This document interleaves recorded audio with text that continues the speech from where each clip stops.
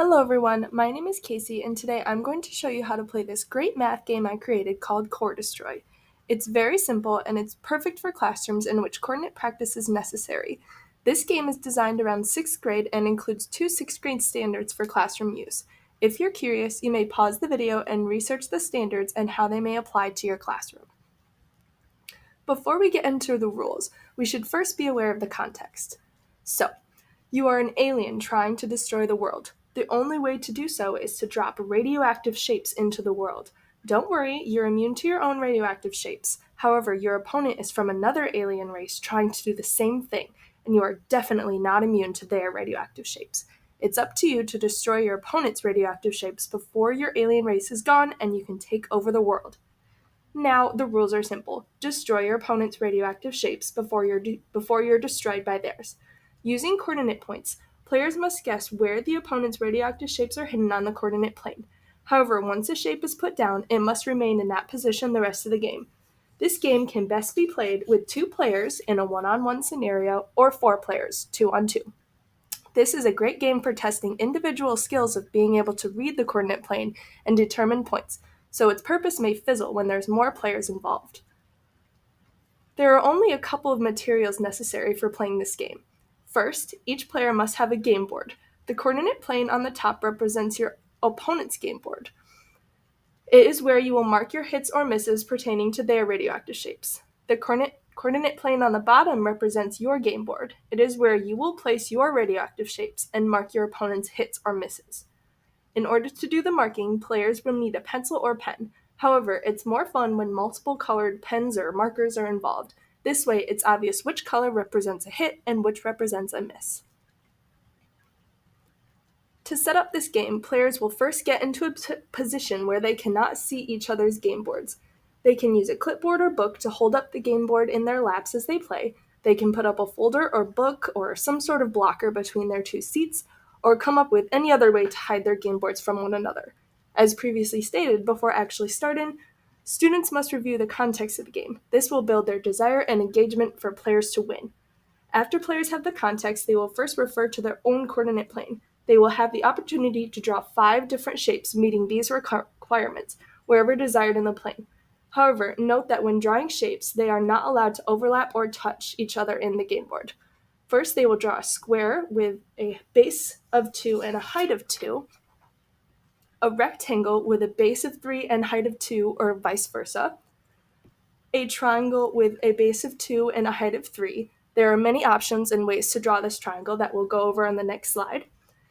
A plus sign with 3 up and 3 across, and finally a funky shape of your choice with an area of 5. There are many options to draw this shape as well that we'll also go over on the next slide. The game will begin when both players are finished drawing their shapes and are ready to begin discussing. Through setup, it's important for teachers to make the learning goal known. During this game, the learning goal will be: students can draw polygons on the coordinate plane using area or vertex dimensions and can read the coordinate plane using exact coordinates in the form xy. As I said before, there are many options for how to draw the triangle and the funky shape. Your triangle could be right, isosceles, off-centered, or even obtuse, where I have the base on the side here and the height is still 3. As long as the base is 2 and the height is 3, the option is yours for how to draw it. Similarly, there are many ways to draw the funky shape with an area of 5. It could be drawn in a line, in a cluster, or even use multiple half squares to eventually count as 1. As long as the area adds up to 5, the option is yours for how to draw it. Notice how I have 1, 2, 3, 4, and 5 in that example. Using typical coordinate plane fashion, players will use coordinate points in the form xy to try to locate their opponent's radioactive shapes. When an opponent guesses a position in which the shape isn't a hit, it's declared a miss. When an opponent guesses a position in which a shape is hit, it's declared a hit. A hit on a shape can include either an obvious hit, which would be like right in the middle of the shape, or even on the edge of the shape. It's only a hit when any part of the shape is hit, otherwise it's a miss. Whatever shape was hit, that player must tell the other player which shape it was that they hit.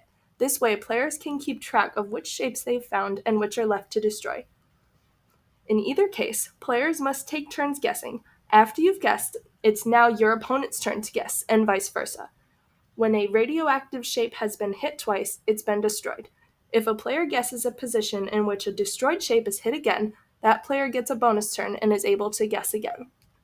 The game is over when one player or team has found and destroyed all of their opponent's radioactive shapes. While playing the game, teachers or players themselves can determine how much time they have to play. Any variation can be applied to the game depending on the available time to play.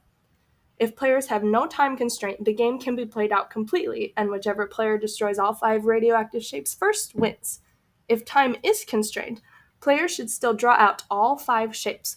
However, there are variations in which the winner can be determined by who is the first to destroy 2 or 3 of their opponent's shapes. So, let's see a video.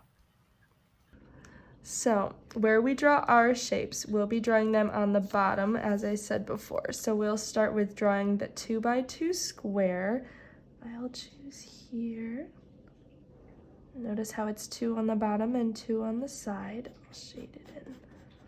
Then I will do a 2x3 or 3x2 rectangle. I think I'll do it here.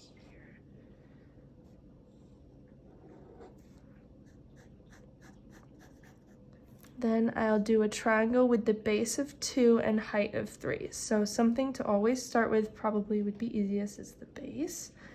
And I think I'll do an isosceles triangle. 1, 2, whoops. 1, 2, 3.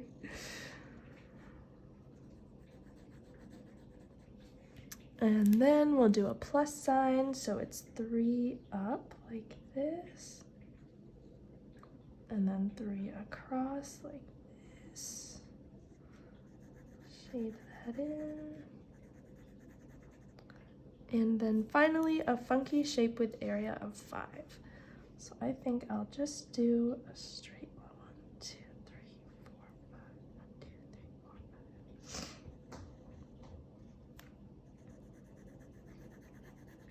4, 5. And that will be my game board before we start the game.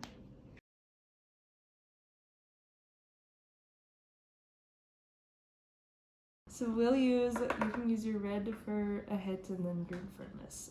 That's fine. So on yours, I'm gonna guess point 2, -1. Miss. Miss. On yours, I will guess point 3, 4. 3, 4. Miss. Outstanding. Okay, I'm gonna say -3, 3. You got it. And you have to tell me what shape it is that I've hit so I have a direction in which to go. It's a 2x2 square. Okay. -5, -4. Miss. 3, 3. 1, 2, 3. Hit. My triangle. I pick -2, 1. My triangle. Oh my god. Okay.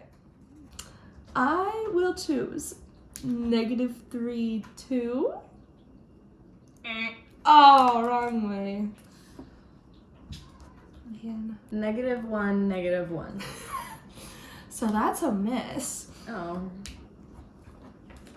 It may be wondered why that's a miss, but so it's close to the triangle's edge, which would be a hit. However, it's just to the right, just a little bit. So therefore, it's a miss. Since I went the wrong way. -3, 4. Correct. Okay, so 2 is a destroy, so I destroyed that. -2, 0.